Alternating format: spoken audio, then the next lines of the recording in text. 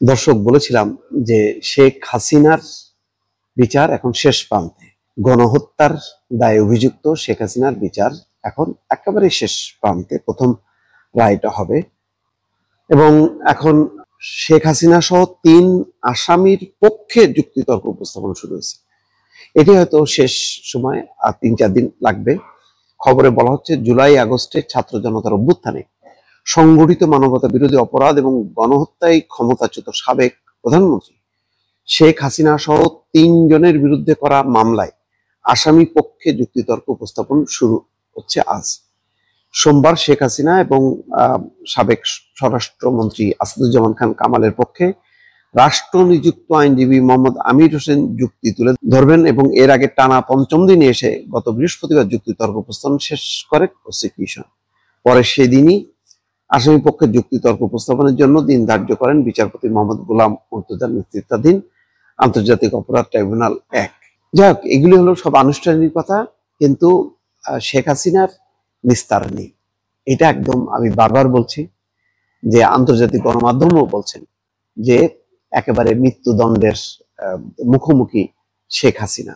সে কারণে দেখবেন যে একটা অস্থিরতা আছে, মানে তার পক্ষের যত আওয়ামী লীগ, ছাত্রলীগের, সারা দেশের পালিয়ে থাকা যে সমস্ত নেতা কর্মী আছে তাদেরকে সংগঠিত করা হচ্ছে, তাদেরকে ঢাকায় মূল কেন্দ্রবিন্দু প্রতিদিনই বিভিন্ন জায়গায় তারা ঝটিকা মিছিল, ককটেল বিস্ফোরণ হচ্ছে, অ্যারেস্ট হচ্ছে, কিন্তু তাদের এই আন্দোলন থেমে নেই। কিন্তু এইগুলো হয়তো একটা বলা যায় যে অরাজকতা বা প্রতিবাদ, আপনি যদি ভদ্রভাবে বলেন, কিন্তু এটা এমন পরিস্থিতি তৈরি হবে না এর দ্বারা যে বিচার বিঘ্নিত হবে, রায় বিঘ্নিত হবে, এমন কিছু হবে না। এর চেয়েও যুদ্ধাপরাধ ট্রাইব্যুনাল চিন্তা করেন। শেখ হাসিনা যখন নাকি বিচারিক হত্যাকাণ্ড শুরু করেছিল যে জামাতের বিরুদ্ধে, তখন কিন্তু জামাত আরো বড় বড় আন্দোলন করেছে, কিন্তু লাভ হয়নি।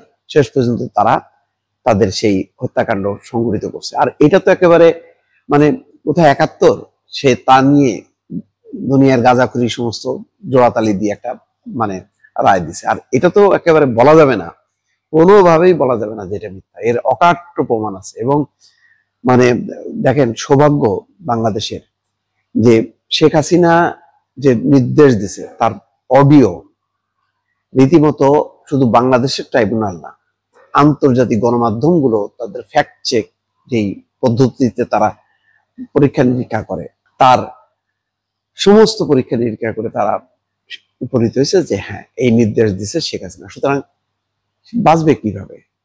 মুক্তি কোথায়? ভারত কোনো কথা বলছে? ভারত কোনো কথা বলছে না।